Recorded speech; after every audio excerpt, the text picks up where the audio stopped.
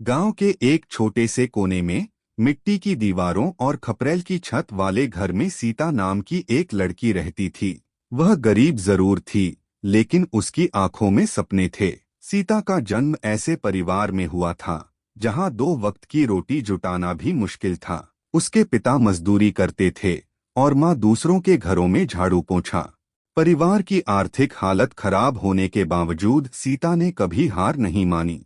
सीता को पढ़ाई का बहुत शौक था। जब भी वह गांव के स्कूल जाती, उसकी किताबों की पन्नों पर ऐसी चमक होती जैसे वह उन पर अपना भविष्य लिख रही हो। लेकिन गरीबी ने उसकी राह में कांटे बिछा रखे थे। कई बार उसे बिना चप्पलों के ही स्कूल जाना पड़ता था।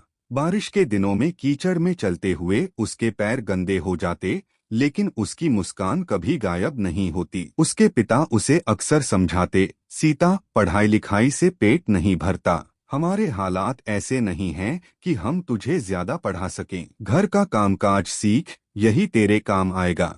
पर सीता का जवाब हमेशा वही होता, बाबा, मैं पढ़कर एक दिन बड़ा आदमी बनूंगी, तब हमारे घर में भी सुख चैन आएगा। गांव के स्कूल में 5वीं तक की ही पढ़ाई होती थी। सीता का मन था कि वह आगे पढ़े, लेकिन स्कूल दूर शहर में था। उसके पिता ने कह दिया कि वह खर्च नहीं उठा सकते। यह सुनकर सीता को धक्का लगा, लेकिन उसने हार नहीं मानी। वह हर रोज अपने पिता के साथ खेतों में काम करती, माँ के साथ बर्तन मांजती और रात को पढ़ाई करती। धीरे धीरे उसने थोड़े पैसे जमा कर लिए। जब वह पैसे पूरे हुए तो उसने स्कूल में दाखिला लिया। लेकिन समस्या यहीं खत्म नहीं हुई। शहर जाने के लिए रोज पैदल 4 किलोमीटर चलना पड़ता था। सर्दी गर्मी धूप बरसात सीता के लिए सब बराबर थे।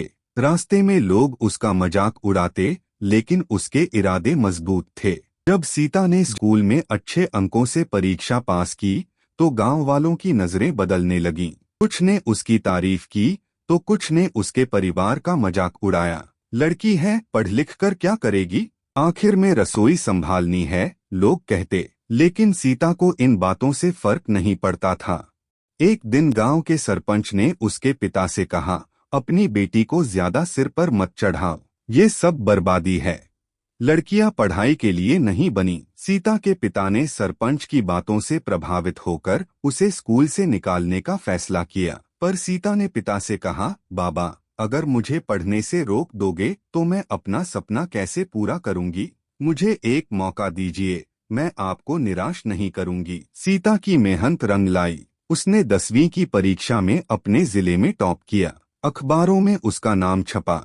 अब वह केवल अपने गांव की ही नहीं बल्कि पूरे जिले की शान बन गई। उसे शहर के कॉलेज में पढ़ाई के लिए छात्रवृत्ति मिली। यह उसके जीवन का नया मोड़ था। कॉलेज में भी सीता ने अपने काम और पढ़ाई में कोई कमी नहीं छोड़ी। वह सुबह कॉलेज जाती, दोपहर को लाइब्रेरी में पढ़ाई करती और शाम को छोटे बच्चों को ट्यूशन पढ़ाती। इस तरह उसने अपनी पढ़ाई का खर्चा खुद उठाया। सीता ने अपनी ग्रेजुएशन की पढ़ाई पूरी करने के बाद सिविल सेवा परीक्षा की तैयारी शुरू कर दी। यह रास्ता आसान नहीं था। उसे हर दिन नए संघर्षों का सामना करना पड़ता। कभी पढ़ाई के लिए पैसे कम पड़ते तो कभी समाज का तिरस्कार झेलना पड़ता, लेकिन उसके इरादे अडिग थे। 4 साल की कड़ी मेहनत के बाद वह दिन आया जब सीता ने सिविल सेवा परीक्षा में देश भर में तीसरा स्थान प्राप्त किया। यह सुनकर पूरे गांव में खुशी की लहर दौड़ गई। जो लोग कभी उसके सपनों का मजाक उड़ाते थे, वे अब उसे बधाई देने के लिए कतार में खड़े थे। सीता ने अपनी नौकरी शुरू करने के बाद पहला काम अपने गांव की हालत सुधारने का किया।